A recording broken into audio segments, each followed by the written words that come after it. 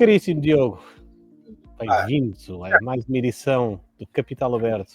Capital Aberto, Open Air. É o Open Air, pá, que vista incrível. Gostas? Muito, pá, muito. Grande pinta. Mas estás muito a falar de mesmo, mim ou estás a falar do panorama aí atrás? Não, obviamente. Ti já te conheço, pá. Não deixa de ser muito a mesma. Sim, deixa isso para... Não vou deixar esses comentários para mim, deixa para quem... Deixa para aí em casa fazerem, é melhor. Deixamos para outros fóruns. Exatamente. Pá, boa pinta, pá, boa imagem. Isso de certeza que não é um cromazinho que está aí por trás, pois não? Não, é o A Beautiful Switzerland e as cores da primavera, aquele solzinho ali a bater atrás, a dar um calor à edição a edição número, sei lá, edição 46 ou 47 do Capital Aberto. Já perdi a conta, mas isso é bom sinal, não? 46, não é? Está cá em cima. É 6? Pois está. É. Exatamente. Edição 46 do Capital Aberto. Quase a chegar às 50 edições. E a 50. Já lá devíamos estar. Se aos 50 fazemos um giveaway. Não sei do quê, mas fazemos um giveaway. Basta meter por caminhos apertados, Diogo. Exato. Está dito. Ainda por cima, gravado, portanto não há como escapar. Giveaway na edição 50 do Capital Aberto. Muito bem, olha, o que é que temos hoje? O que é que aconteceu de interessante? E pá, que confusão, Paulo Soares, o mundo está maluco. Então. Chega como segunda força política em Portugal, não sei se tu a percebeste. Não era já? Mas, diz? Não era já? Não, havia um empate técnico com o PS até à contagem dos votos dos europeus e fora Europa. E neste momento... portanto, neste momento estamos oficialmente com Chega... Está confirmado. E pá, e o André Ventura não se aguenta, pá, parece um pavão. Está inchado. Minha Nossa Senhora. Epá, mas pronto, é o país que temos. É o país que temos mas eu não vou querer monopolizar aqui já o arranque da nossa conversa. Vamos tentar seguir aqui a nossa linha de rúbricas, que já é o normal aqui deste nosso programa. Como é que estamos em termos... Quer dizer... Não que tenhas preparado assim nada como costumas fazer, mas para trocarmos aqui algumas bolhas. Temos aqui bons momentos, temos aqui boas notícias também para o dia de hoje, em relação aos mercados. Muita coisa a acontecer. Falaremos de coisas importantes que marcaram esta semana. Eu deixo assim, se calhar, posso deixar aqui 2, 3 coisas? Força, chuta. Temos os resultados da Nvidia, não é? Portanto, falámos isso há segundos. Eu e tu, aqui em off. Temos a saída do Musk, do Dodge, não é? Em que diz agora que se quer se concentrar exclusivamente na SpaceX e à Tesla. E temos também depois esta brincadeira que... São parênteses, não é comum vermos o Elon Musk com o rabo apertado. Não é.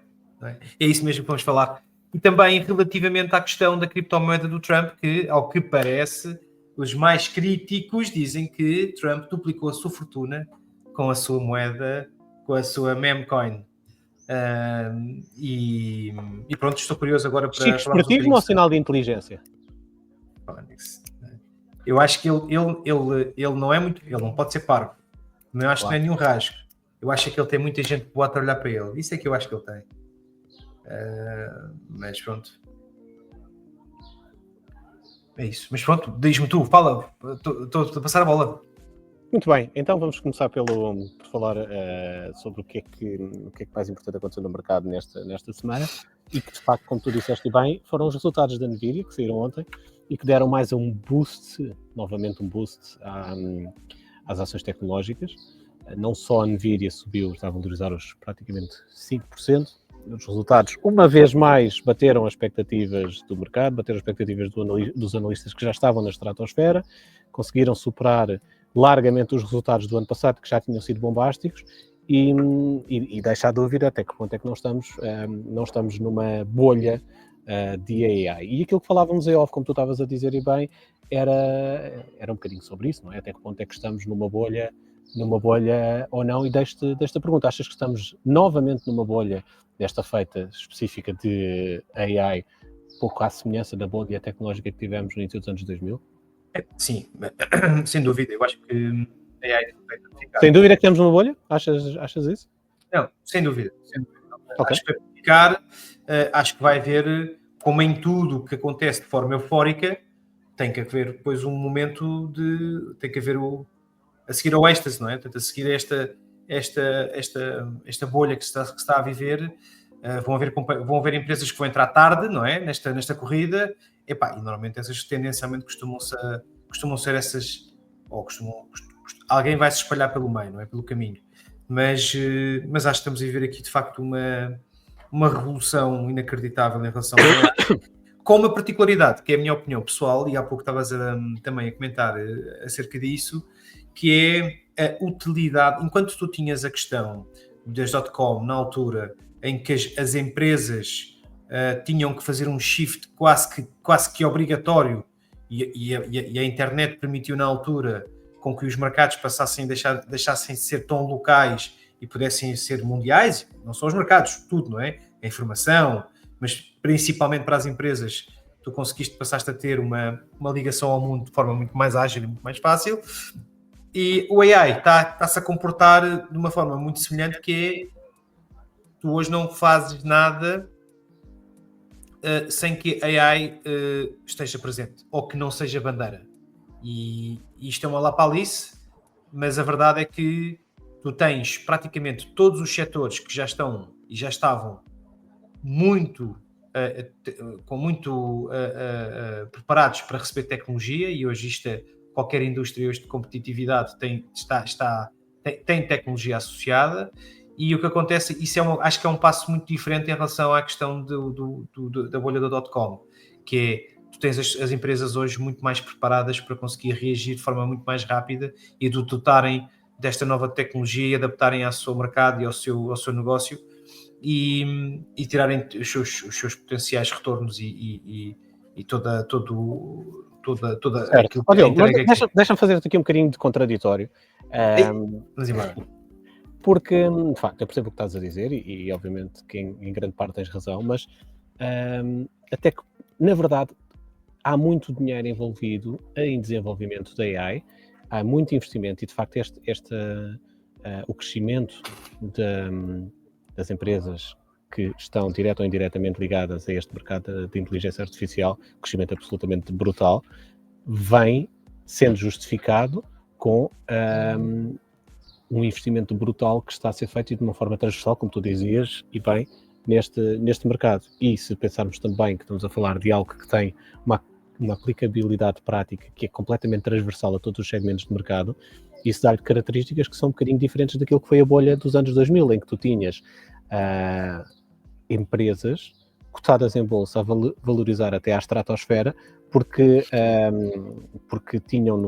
colocavam no seu nome a nomenclatura tech. Ou seja, e muitas vezes estávamos a falar de pequenos negócios que não tinham nada a ver com tecnologia, mas bastava que fosse .com. Eu lembro-me, há histórias mirabolantes, até em hamburguerias se chamavam .com, precisamente para beneficiar daquele ambiente absolutamente brutal. Do hype, não é? Do hype, bem dito, sobre a bolha das .com. E isto é um bocadinho diferente daquilo que acontece hoje, porque de facto a AI, aquilo que está a acontecer com a AI, nós estamos a ver de facto uma evolução absolutamente surpreendente.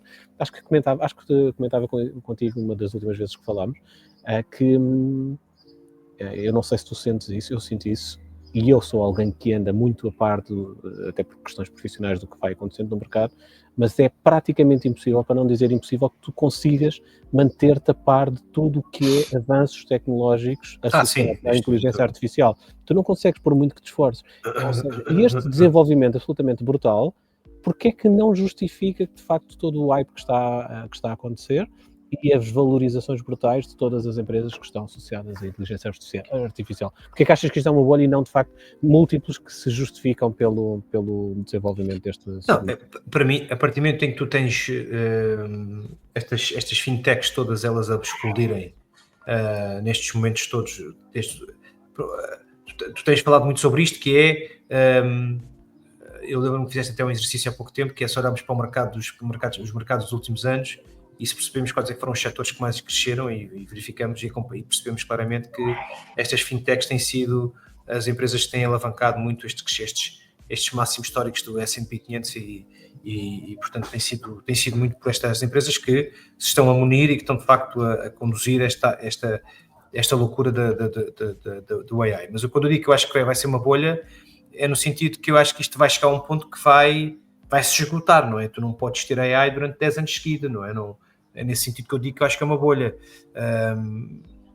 Por isso, acredito que vai haver um momento em que isto deixa de ser novidade, ou deixar de ser novidade, aqueles que os últimos a investirem já vêm tarde, não é? E depois, pode haver o quê? Pode acontecer aquilo que aconteceu nas .com na altura, porque quando nós dizemos que é uma bolha, é no sentido que chega a um ponto que vai arrebentar, não é? Portanto, vai haver um momento em que a bolha vai explodir, ou vai, pelo menos, arrefecer. E tu achas que isso pode acontecer, por exemplo, com a Nvidia? Ou estás a falar, ou achas que isso pode acontecer com outras empresas complementares ou que venham à boleia deste hype? Né? Acho que a própria Nvidia pode, de facto, rebentar essa bolha e crashar dos múltiplos que atingiu? A Nvidia, hoje há a Nvidia, como havia e há ainda a Apple, não é? Mas estas empresas que são dominantes em determinados setores, amanhã a Nvidia é um player que tem aqui, tem 3 anos, tem 4 anos, a Nvidia tem 4 anos, a Nvidia, tu não conhecias a Nvidia até pandemia, não é? A Nvidia começou a aparecer na altura. Não. Se puxares o gráfico, não com esta. Isso, mas se fores buscar o gráfico, a Nvidia fazia placas gráficas e o que explodiu com a Nvidia foi os Bitcoin, foi a mineração dos Bitcoins, mais nada. E depois a seguir veio esta loucura do AI. Portanto, até lá a Nvidia fazia gráficas da GTX, quer dizer, era uma coisa. Vais ver que isso casa bem aí naquilo que eu te estou a dizer, não é?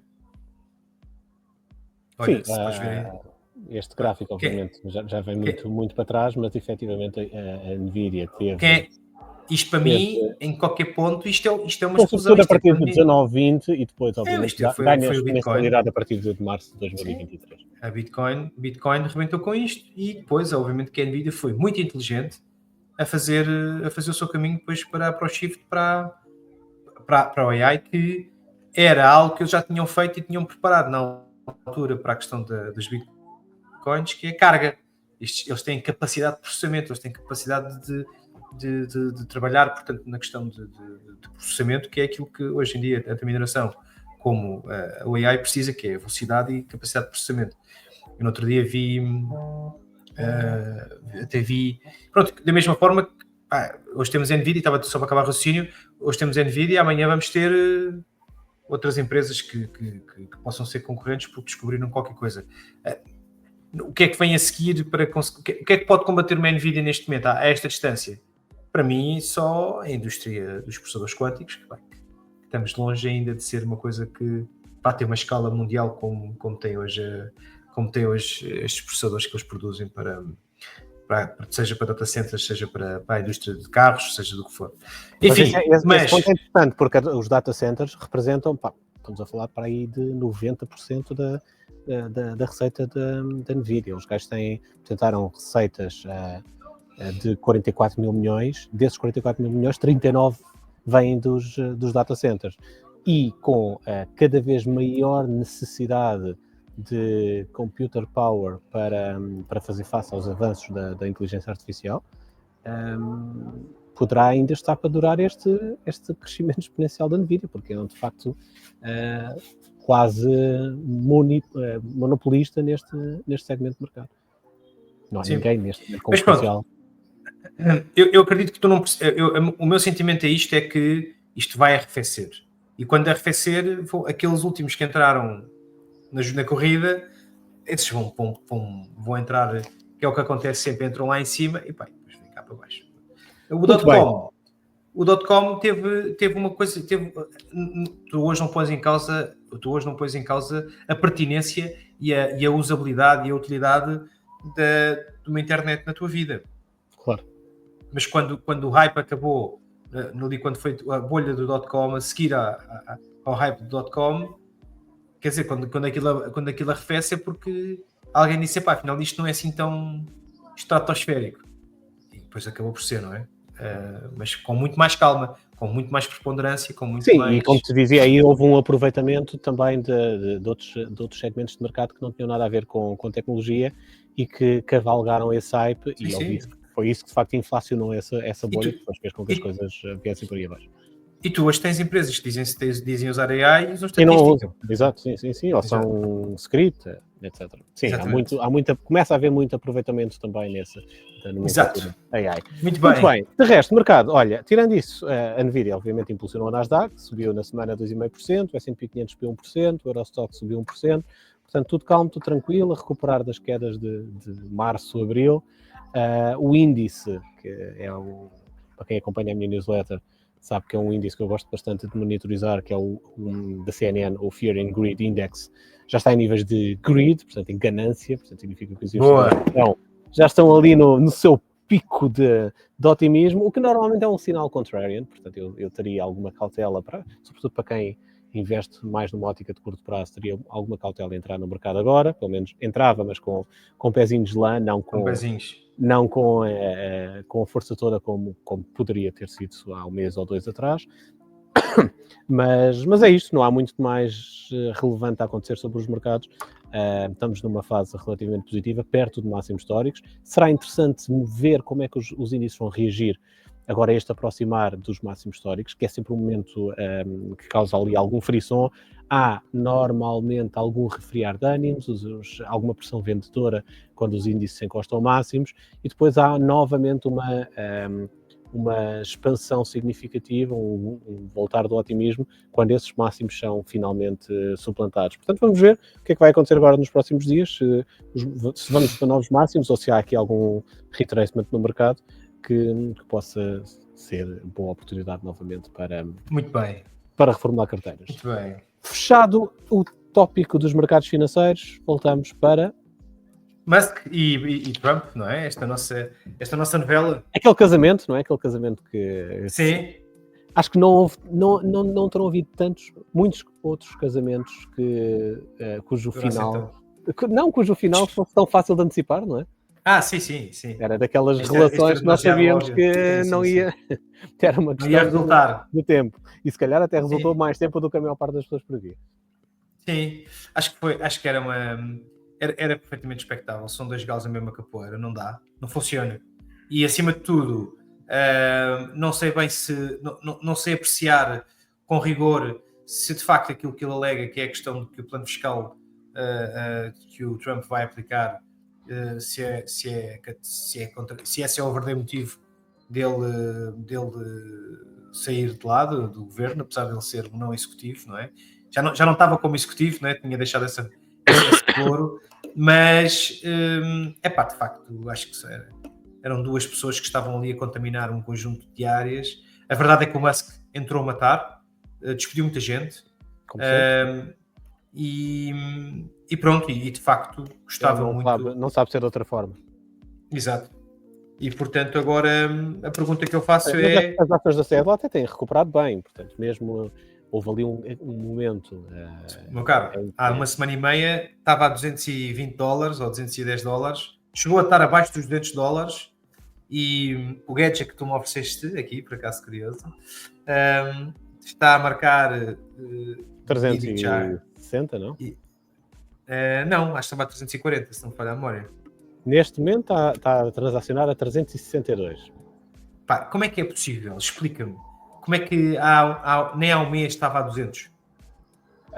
É possível, da mesma forma que não foi só a Tesla que teve uma recuperação fortíssima no último mês, não é? Se olhares para o mercado como um todo, aliás, podemos fazer esse exercício. Vou comparar a Tesla, vamos pôr o gráfico, quem está a ver no YouTube pode acompanhar o gráfico que estamos a partilhar, ou que vamos partilhar. Quem nos está a ouvir em podcast, vamos tentar... E não descurando, e tivemos Bitcoin esta semana a bater os 111k. É verdade. Também está num excelente momento. Mas vamos olhar para aquilo que foi a recuperação do mercado do Nasdaq. Sim, efetivamente a Tesla, mas é normal que o índice tenha recuperado menos. O índice é o reflexo de um conjunto de muitas empresas, portanto tem uma volatilidade menor do que uma ação individualmente considerada. O Nasdaq recuperou 11% desde abril. Vamos puxar aqui um bocadinho mais para a frente, vamos mesmo aqui ao ponto mais abaixo do mercado, que é 22 de Abril. Desde 22 de Abril a Tesla sobe 60% e o Nasdaq sobe 21%. A Tesla normalmente exacerba os movimentos de mercado. Quando o mercado cai muito mais do que aquilo que é a média do mercado. Quando sobe, também sobe bastante mais. Como é que uma ação sobe 60% como uma empresa como esta? É uma coisa incrível. Da mesma forma que também cai na mesma magnitude quando as coisas correm mal. Aliás, vamos ver, vou tirar aqui a comparação do Nasdaq com o S&P, vamos olhar só para a Tesla e vamos ver qual é que foi o price range desde os máximos da Tesla, que foi a 18 de dezembro de 2024, quase nos 500 paus, para os mínimos de março deste ano. Estamos a falar de praticamente quase 55% de queda. É muito. E se tu pensares que quando perdes 50% em algo, precisas que ela valorize 100% para recuperares os 50% que perdeste. Ou seja, as quedas são exponenciais. Portanto, quem acompanhou toda esta queda da Tesla desde os máximos históricos, e atenção, ainda um outro fator importante e relevante, estamos a falar de 3 meses de queda, estamos a falar de 18 de dezembro do ano passado para início de março deste ano. Ou seja, são mais de 50% de queda em 3 meses. Não é? Portanto, os teus 60% de valorização, para mim isto ainda é muito mais relevante do que os 60% de valorização que a Tesla teve depois de março até maio, vamos com 2 meses e meio. Mas esta queda, estes 55%, sobretudo por isto, porque tu precisas agora de mais de 100% para recuperar o capital, só para voltares à estaca zero, ao ponto de partida. Sim. Portanto, a Tesla é de facto este carrossel sempre foi, é verdade que no longo prazo tem dado mais alegrias do que tristezas, mas não sem susto e sem sobressaltos. Aliás, o gráfico é sintomático. Se nós olharmos para o percurso da Tesla desde 2020, é um carrossel incrível. Mas continua aí firme e o Musk parece que chegou à conclusão de que tem que se focar mais no seu ganha-pão, que são as suas empresas, os seus negócios, e menos em aventuras políticas. Exatamente. O gajo é um péssimo orador e é uma pessoa altamente tóxica, não sabe falar, não sabe estar, enfim. Sim, mas sim, concordo, sobretudo quando entra em áreas que não são a praia dele, sobretudo na política, e desde que se aventurou nesta joint venture com o Trump, as coisas claramente não correram bem, mas eu até gosto de ouvir falar, sobretudo quando ele está a falar daquilo que ele sabe e daquilo que é a atividade dele empresarial. Lembro-me, por exemplo, do podcast que ele participou com o Joe Rogan, vários, já foi mais do que um, mas são sempre muito interessantes. Ele, quando de facto, quando ouves falar daquilo que é a sua expertise, as suas empresas, os seus negócios, a SpaceX, a Tesla, é interessante ouvir falar, e acho que ele tem muito, muito potencial e muito não, sem dúvida, isso tem. Do ponto de vista empresarial. Área de nicho. Mas nessa área, de facto, na área dele, não na área política. Muito bem, e por política internacional passamos para a política nacional, para fechar a reta final do nosso podcast de hoje. Sim. Olha, então o que é que temos? Já deste aqui um pequeno lamiré no início da sessão, que foi... Temas quentes, temos... Vitória do Chega na imigração. Vitória. Sim. Empate com a AD, mas estava a vitória. Claro. Vamos ver o que é que isto vai dar. Temos Luís Carneiro com muita probabilidade de se vir a fazer... o que é muito estranho, este comportamento, esta bipolaridade do PS, que agora afinal somos todos amigos, vamos lá cá fazer aqui um acordo no meio ao centro para gerirmos o país. Se assim for, acho que o PS vai demonstrar alguma fraqueza, na minha opinião, porque não é muito compatível com a narrativa dos últimos anos, desde que o Costa e o Pedro Nuno Santos estiveram à frente do PS, que de repente parece que toda aquela gente que estava no governo e no Parlamento, enquanto foi na altura da era do PS, agora parece que vamos lá então criar aqui uma sinergia. É um bocadinho estranho, é um bocado bipolar, na minha opinião. Agora, as alternativas que nos restam também não são muito melhores e muito honestamente estou curioso para ver o que é que vai ser o desfecho da próxima semana do ponto de vista governativo e para quando começarmos a apresentar os planos e o orçamento de Estado do próximo ano, vamos ver o que é que o nosso Parlamento, como é que o nosso Parlamento se vai mexer e movimentar. Olha, diz-me uma coisa, e pergunto isto porque foi uma coisa que foi um comentário que vi não só partilhado até a exaustão nas redes sociais, mas também até diretamente algumas pessoas me perguntaram até pela minha qualidade de imigrante, surpreende-te os resultados no círculo de imigração? Por exemplo, aqui na Suíça, o Chega foi claramente vencedor, mas com uma margem absolutamente brutal comparado com qualquer outro partido. E no Corpo Geral da Imigração, em 4 deputados, o Chega consegue metade e a IAD consegue outra metade. Isto surpreende ou estavas à espera? Não, eu estava à espera que o PS ficasse pelo menos com um, muito honestamente. Uhum. Isto é claramente são ventos do mundo moderno em que vivemos. O que é que eu quero dizer com isto? Eu tenho a noção e tenho a sensação de que o mundo está todo ele a extremar-se. Portanto, estamos a virar para uma extrema direita em termos do ponto de vista como queremos que os nossos países sejam governados. O que é que eu quero dizer com isto? As pessoas estão com medo, é o que eu sinto, portanto, isto traduzido para miúdos, as pessoas estão com medo, as pessoas começam a sentir pouca propriedade. Medo de quê? Estou com medo da ingovernabilidade do país e daquilo que foi a Europa aberta com via verdes para termos um país. Agora estamos a falar de coisas concretas e estás a ir ao sítio onde eu queria. Portanto, achas que o ponto central aqui é a imigração? É a imigração, claramente. Não foi só Portugal, é a Europa. Sim, a Europa do mundo geral. Tu tens nos Estados Unidos que se fechou, tu pensas assim, mas são todos burros? Não são todos burros. Aliás, mais de metade da América tinha que ser burra, não são, porque de facto eles são super conservadores e acham que o mundo é a América. Pronto, isso é o outro lado isso é uma parte do mundo, não é?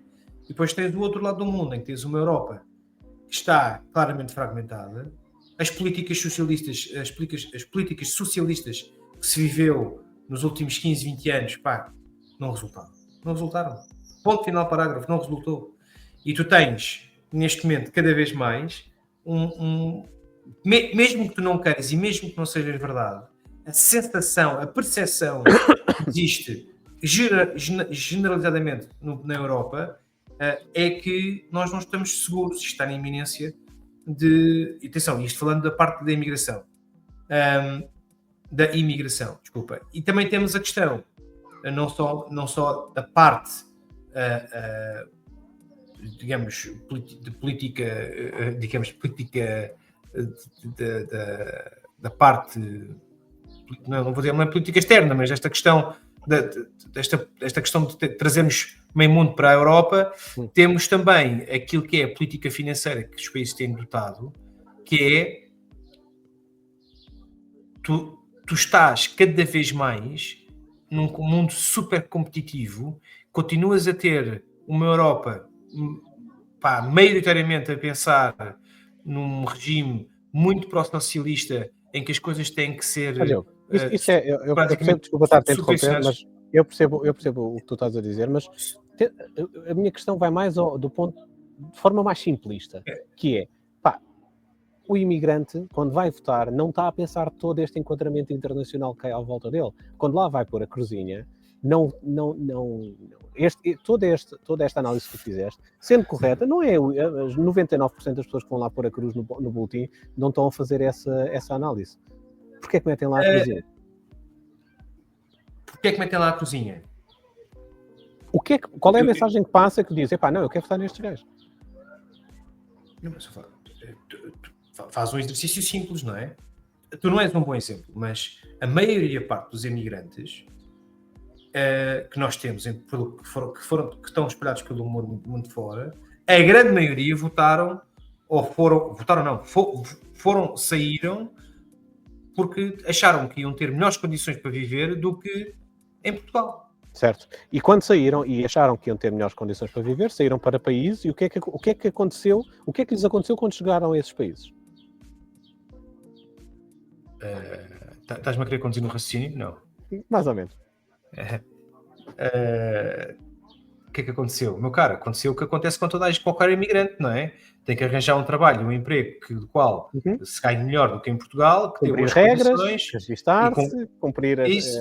um Exato. contrato de trabalho, Sim. ter uma residência. Ok, não estava a perceber onde é que tu acabas a querer chegar. Claro, Seja, não é? aquilo que onde eu estou a querer chegar é uma coisa muito simples. A maior parte das pessoas surpreendem-se e tenho visto imensos comentários surpreendidos pelo facto dos imigrantes estarem a votar num partido que supostamente é contra a imigração. Portanto, acaba por ser um contrassenso. Tu és imigrante e depois votas naqueles que são contra a imigração. Quando, na verdade, aquilo que está a acontecer não tem nada a ver com isso. As pessoas estão a votar no Chega, os imigrantes estão a votar no Chega porque quem imigrou para a Suíça, para a França, para a Alemanha e para outros países sabe o que é que teve que passar para se estabelecer naquele país. Sabe que teve que ter um contrato de trabalho, teve que ter um sítio onde viver, teve que ter rendimentos para se sustentar, teve que cumprir regras, sejam elas burocráticas, de integração na sociedade, teve que aprender a língua, teve que fazer essas coisas todas para se integrar no país. E aquilo que está a haver nestes últimos anos é exatamente o exato oposto, está a olhar para Portugal e para aquilo que foi a imigração brutal que Portugal teve, o fluxo imigratório brutal que Portugal teve nos últimos anos, completamente dissonante com aquilo que foram as regras que eles próprios, esses imigrantes, tiveram que cumprir quando saíram. E estão-se a revoltar contra isso. E eu acho que a maior parte das pessoas não está a conseguir perceber isto, que não tem a ver com o ser imigrante ou não, tem a ver com tu tiveste de passar por determinadas coisas e, obviamente, revoltas-te quando vês que outros não têm que passar por essas coisas. Seja isto verdade ou não, atenção. Eu não estou aqui a discutir se o Chega tem ou não tem razão naquilo que diz sobre a imigração, não estou aqui a discutir, até porque não tenho bases suficientes para o fazer, não estou aqui a discutir se os imigrantes têm todos subsídios à borla, têm todas condições super favoráveis, se lhes dão casas ou não.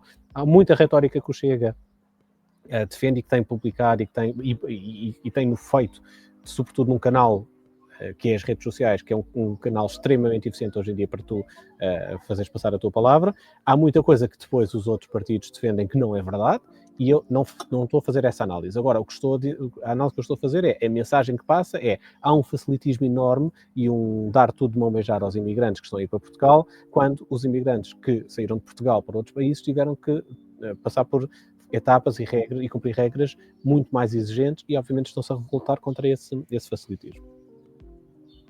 Ok, é uma análise?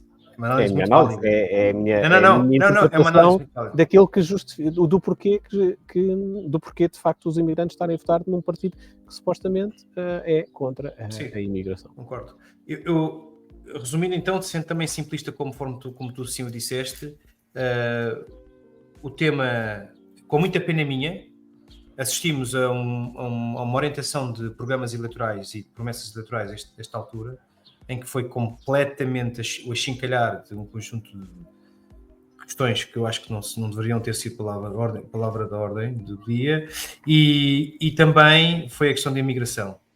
Ninguém falou de educação, ninguém falou de reformas fiscais, ninguém falou de reformas da Europa, do que está a passar no mundo, quer dizer, é como se vivêssemos numa aldeia. Exatamente, portanto, foi bizarro aquilo que se viveu, pelo menos em termos de campanha, e nós, uma vez mais, vamos entrar nos próximos anos com um espírito super conformista, se de facto não fizermos nada, e espero muito bem que a AD agora acorde para a vida e que não deixe que faça coisas como deve ser, que as pessoas sintam que há trabalho feito para que o Chega de facto não consiga ganhar terreno, que parece-me a mim que estão a tornar. Porque na verdade, é o que tu dizes bem, e tens 200% de razão, e tocaste no ponto fundamental, que acho que a maior parte dos partidos ainda não percebeu que a única forma que existe de combater os extremos, seja a extrema-direita ou a extrema-esquerda, é os partidos democráticos, do eixo central, mostrarem trabalho, mostrarem obra e fazerem, de facto, melhorarem a vida das pessoas. Porque se melhorarem a vida das pessoas não vão querer mudar só porque sim, não é? As pessoas não são estúpidas, as pessoas, se tiverem a sentir que a sua vida está a melhorar, que o país está a crescer e está a tornar-se mais competitivo, não vão querer mudar para alguém que queira completamente disromper o sistema. Agora, se as coisas estiverem completamente estagnadas e se virem cada vez mais a empobrecer-se ano após ano, obviamente que vão à procura de alternativas, estejam elas onde estejam.